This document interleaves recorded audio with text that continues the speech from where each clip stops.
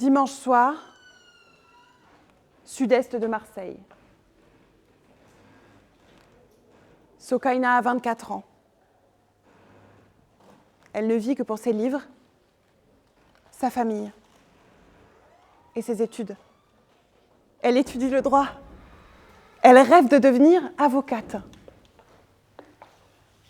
Le dimanche 10 septembre 2023, il est 23h quand un scooter arrive en trombe dans la cité de Saint-Is du 10e arrondissement de Marseille.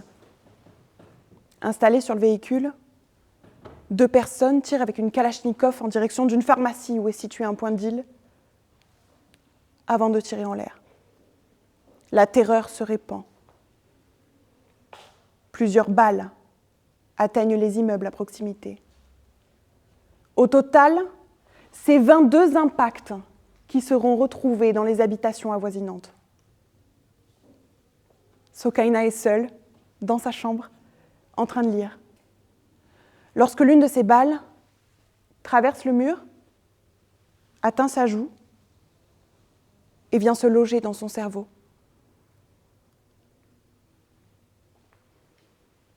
C'est sa mère, Leïla, et sa petite sœur de 15 ans qui la découvre quelques minutes plus tard, étendue dans son sang. Transportée en urgence à l'hôpital, Sokaina décède de ses blessures 2 jours plus tard, le mardi 12 septembre 2023. Une mort brutale, une mort incompréhensible. Sokaina est une victime collatérale du narcobanditisme qui fait rage dans les rues de la cité phocéenne.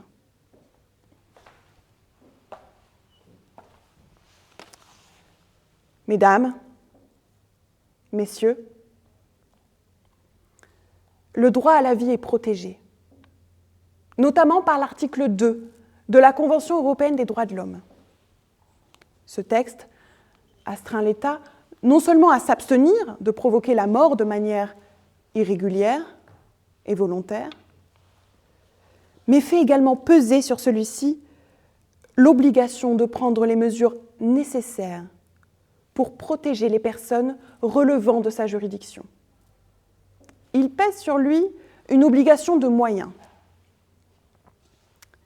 Dès lors que les autorités ont ou auraient dû avoir connaissance d'un risque réel et immédiat d'atteinte à la vie des personnes, elles doivent prendre toutes les mesures appropriées pour en prévenir la réalisation, pour garantir leur sécurité.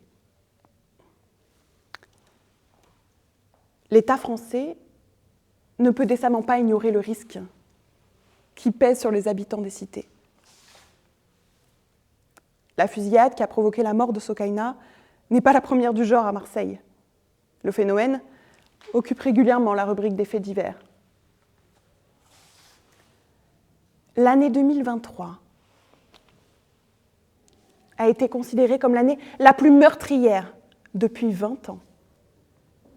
Cette année-là, on a compté 44 fusillades imputables au trafic de stupéfiants à Marseille, pour plus d'une 50aine de morts et une 100aine de blessés. Parmi ces morts, 1 sur 10 est une victime collatérale. Le 24 avril 2023, Larbi, 63 ans, est abattu alors qu'il joue aux cartes avec ses amis. Le 10 mai, c'est au tour de Charlotte, 43 ans, mère de 5 enfants, abattue à l'avant de sa voiture. Le 21 août, c'est au tour de Fayed, 10 ans, qui sort d'un restaurant avec son oncle. Le 11 novembre, c'est Éléonore, 25 ans, qui meurt à l'avant de sa voiture sur un parking. Sans oublier Sokaina.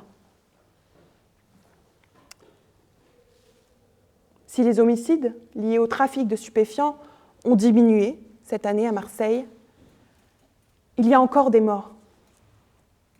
Et cela ne concerne pas que les quartiers nord. Le risque quant à la santé et à la sécurité des habitants est réel et rend nécessaire l'intervention de l'État. Oui, mais laquelle ? La Cour européenne des droits de l'homme considère que l'obligation de protection qui pèse sur les États ne doit pas imposer un fardeau excessif aux autorités, compte tenu des difficultés opérationnelles de la police. Nous évoluons dans un contexte où l'intervention des forces de l'ordre dans les cités est particulièrement laborieuse. Si l'État incarne le monopole de la violence dite légitime, pour le confier ensuite à la police qui exerce une fonction de contrôle et de maintien de l'ordre social, le fait d'être dépositaire d'une autorité ne confère pas le droit d'en abuser. Si la police doit avoir le monopole de la violence, elle doit également en avoir la maîtrise. Les violences policières sont particulièrement décriées aujourd'hui partout en France. On repense à l'affaire Benalla, aux violences perpétrées lors des manifestations des Gilets jaunes, plus récemment encore à la mort de Naël, 17 ans, tué à bout portant par un policier lors d'un contrôle routier en juin 2023. Les nombreux témoignages, les images, les chiffres des blessés graves, l'indignation qui s'en est suivie ne permet pas d'en douter. Les abus existent. Et ce sont ces abus qui contribuent à rendre l'intervention de la police dans les cités si délicate. Alors, on ne peut nier l'importance du rôle de la police, ni même les conditions particulièrement difficiles d'exercice du métier. Mais les violences perpétrées dans le cadre de leurs fonctions ne sont pas et ne seront jamais une solution adéquate et valable pour prévenir la criminalité et empêcher les débordements.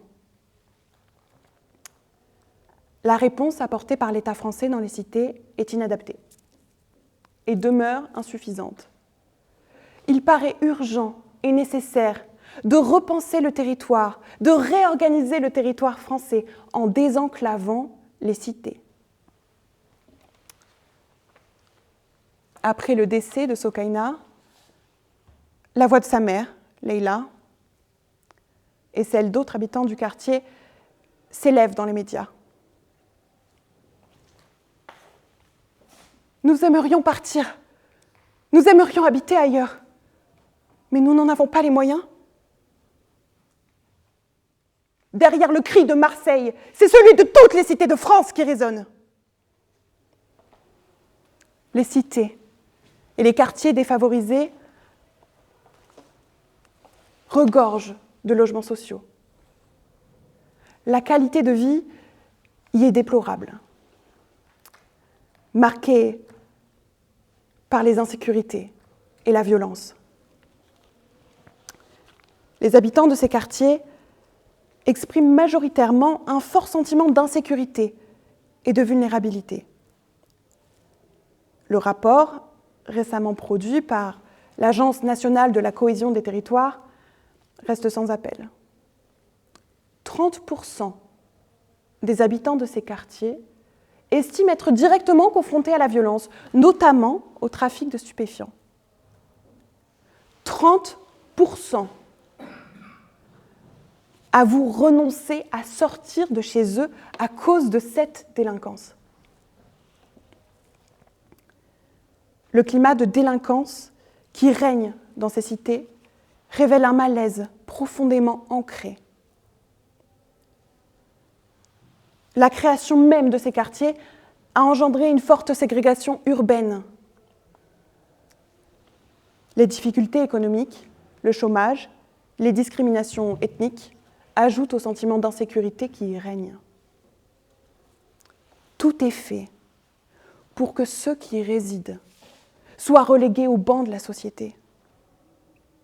Banlieue. On parque la misère pour mieux l'oublier.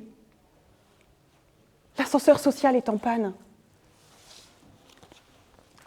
Les habitants des cités ne sont ni écoutés, ni représentés, ni pris au sérieux. Ils sont vulnérables, laissés pour compte. perçus comme des adversaires plutôt que comme des interlocuteurs. Ils sont abandonnés par l'État. La plupart d'entre eux sombrent et s'effondrent dans l'indifférence la plus totale. Et les rares voix qui s'élèvent peinent à capter l'attention dans la sphère publique saturée de discours sécuritaires. Je ne suis pas en train de vous parler d'une contrée lointaine ou d'un pays totalitaire. Je vous parle de la France. Liberté, égalité, fraternité. Où est cette liberté quand nos cités deviennent soit des prisons, soit des tombeaux? Où est cette égalité quand l'intégration, la compréhension ne sont réservées qu'à une frange de la société? Où est cette fraternité quand nous ne sommes même plus capables de reconnaître la terreur dans les yeux de ceux que l'on croise tous les jours? Ou pire encore, quand on choisit de ne pas reconnaître, de ne pas voir, de ne pas entendre.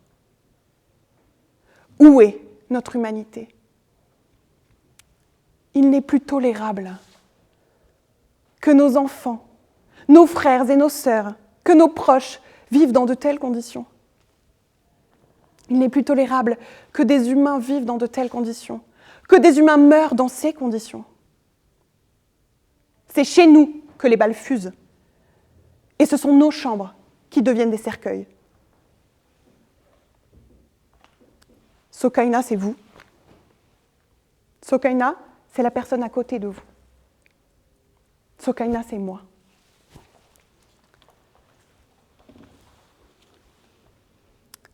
Il faut repenser l'aménagement du territoire français dans un objectif d'intégration et de compréhension. Il faut repenser les institutions françaises, réinventer le système scolaire pour assurer une vraie égalité des chances. Il faut réformer la police pour que les abus dans l'usage de la violence ne fassent plus partie de notre réalité. Il faut construire ensemble, car l'avenir se fera ensemble ou ne sera pas.